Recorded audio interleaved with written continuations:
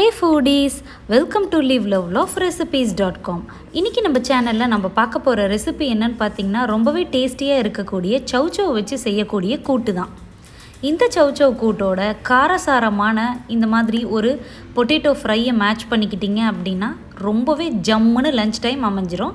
வாங்க இது எப்படி செய்யலாம்ன்றதை பார்க்கலாம். ஃபர்ஸ்ட் இதுக்கு ஒரு குக்கர் பேஸில் 1/2 கப் அளவுக்கு மூங் தால் அதாவது பாசிப்பருப்பு ஆட் பண்ணிக்கலாம். நான் செய்யக்கூடிய ப்ரிப்ரேஷன் வந்து பார்த்திங்கன்னா 2 பேர்த்துக்கு போதுமான அளவுக்கு இருக்கும். ஸோ நீங்கள் அதிகமாகவோ கம்மியாகவோ செஞ்சிங்கன்னா கூட்டி குறைச்சி இன்க்ரீடியன்ஸை ஆட் பண்ணிக்கோங்க. ஒரு மீடியம் சைஸ் chow chowவை தோல் சீவிட்டு இந்த மாதிரி சாப் பண்ணி ஆட் பண்ணியிருக்கேன். இது வேகிறதுக்கு தேவையான அளவுக்கு தண்ணியும் ஆட் பண்ணியாச்சு. இப்போது இதை மூடி வச்சு ஒரு 3-4 விசிலுக்கு குக் பண்ணி மேஷ் பண்ணி ரெடி பண்ணி எடுத்து வச்சுக்கோங்க.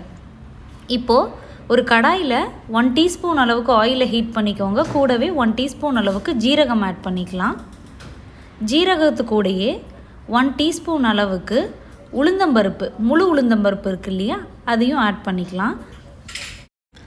இப்போது இது கூடவே காரத்துக்கு தேவையான அளவுக்கு வரமிளகாய் ஆட் பண்ணிக்கலாம். நான் வந்து 2 வரமிளகாயை ஆட் பண்ணியிருக்கேன். கூடவே இதில் 10லிருந்து 12 பெப்பர்கார்ன்ஸையும் ஆட் பண்ணிக்கலாம். மிளகு சூப்பரான டேஸ்ட் தரும், அதனால் கண்டிப்பாக இதை ஆட் பண்ணிக்கோங்க. ஆட் பண்ணிவிட்டு எல்லாத்தையும் நல்லா வந்து ரோஸ்ட் பண்ணி எடுத்துக்கோங்க. ரொம்ப கரிஞ்சிருச்சு அப்படின்னா குழம்பு வந்து டேஸ்ட் வேறு மாதிரி மாறிடும், அது நல்லா இருக்காது. அதனால் பார்த்து சாட்டே பண்ணி எடுத்துக்கோங்க.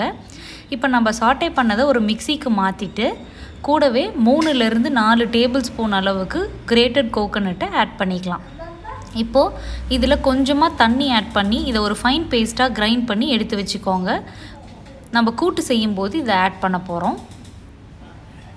இப்போது ஒரு சாஸ்பேனை இல்லைனா வானலை ஹீட் பண்ணிக்கோங்க. அதில் 2 டேபிள் ஸ்பூன்ஸ் அளவுக்கு ஆயிலை ஹீட் பண்ணிவிட்டு 1 டீஸ்பூன் அளவுக்கு கடுகு, 1 டீஸ்பூன் அளவுக்கு உளுந்தம்பருப்பு, 1 டீஸ்பூன் அளவுக்கு கடலைப்பருப்பு, இது எல்லாத்தையும் நல்லா சாட்டே பண்ணி விட்டுருங்க.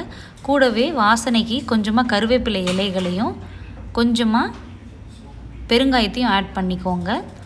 5லிருந்து 6 சின்ன வெங்காயத்தை பொடி பொடியாக நறுக்கி அதையும் ஆட் பண்ணிக்கலாம். இப்போது நறுக்கின தக்காளியையும் ஆட் பண்ணிக்கலாம். நான் ஒரு 1/2 தக்காளி எடுத்துருக்கிறேன். இதில் ரொம்ப தக்காளி ஆட் பண்ணிங்க அப்படின்னா நம்மளுக்கு கூட்டு வந்து ஒரு புளிப்பு டேஸ்ட் வந்துடும். அதனால் கொஞ்சமாக தக்காளி ஆட் பண்ணி எல்லாத்தையும் நல்லா சாட்டே பண்ணி விட்டுருங்க. இப்போது இதெல்லாம் நல்லா வெந்து மசிஞ்சு வரணும். அந்தளவுக்கு சாட்டே ஆனதுக்கப்புறமா இப்போது இதுலேயே ஒரு 1/4 டீஸ்பூன் அளவுக்கு மஞ்சள் பொடியை ஆட் பண்ணிவிட்டு எல்லாத்தையும் நல்லா கலந்து விட்டுருங்க. வெங்காயம், தக்காளி, மஞ்சள் பொடி இதெல்லாம் நல்லா வதங்கி வரட்டும். மஞ்சள் பொடியோட வாசனையெல்லாம் போயிடும் கொஞ்ச நேரத்துலையே.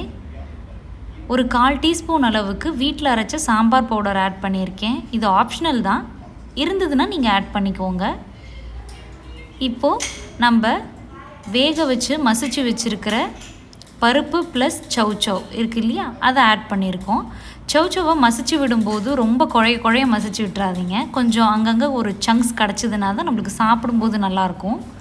இப்போ தேவையான அளவுக்கு தண்ணியும் ஆட் பண்ணிவிட்டு கலந்து விட்டுருங்க. இப்போ நம்ம அரைச்சி வச்சுருந்த தேங்காய் விழுதி இது கூடயே ஆட் பண்ணி எல்லாத்தையும் மிக்ஸ் பண்ணி கொதிக்க விட போகிறோம். உங்களுக்கு எந்த அளவுக்கு கிரேவி வேணுமோ அந்த அளவுக்கு வந்து தண்ணி ஊற்றி டைல்யூட் பண்ணிக்கோங்க. இப்போ இதெல்லாம் நல்லா கலந்து விட்டு இதுக்கு தேவையான சால்ட்டையும் ஆட் பண்ணி விட்டுடலாம். சால்ட் ஆட் பண்ணிவிட்டு நல்லா கலந்து விட்டு குக் பண்ணுங்கள். ஒரு மீடியம் ஃப்ளேம்லேயே வச்சு குக் பண்ணுங்கள்.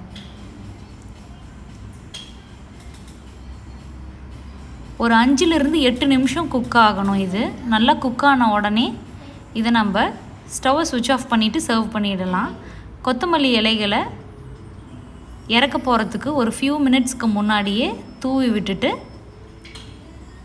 ஃப்ளேமை சுவிட்ச் ஆஃப் பண்ணிவிடுங்க.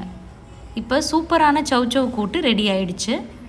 ஏற்கனவே நம்ம சேனலில் நிறைய கூட்டு ரெசிபீஸ் அப்லோட் பண்ணியாச்சு.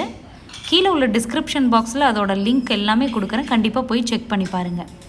இந்த chow chow கூட்டு ரெசிபி நீங்களும் ட்ரை பண்ணி பார்த்துட்டு எப்படி வந்ததுன்றதை கமெண்ட்ஸில் சொல்லுங்கள். இந்த ரெசிபி உங்களுக்கு பிடிச்சிருந்ததுன்னா லைக் பண்ணுங்கள், செஞ்சு கண்டிப்பாக பாருங்கள். எப்படி வந்ததுன்றதை கமெண்ட்ஸில் சொல்லுங்கள். கண்டிப்பாக நம்ம சேனலை சப்ஸ்கிரைப் பண்ணுங்கள். தேங்க்ஸ் ஃபார் வாட்சிங்.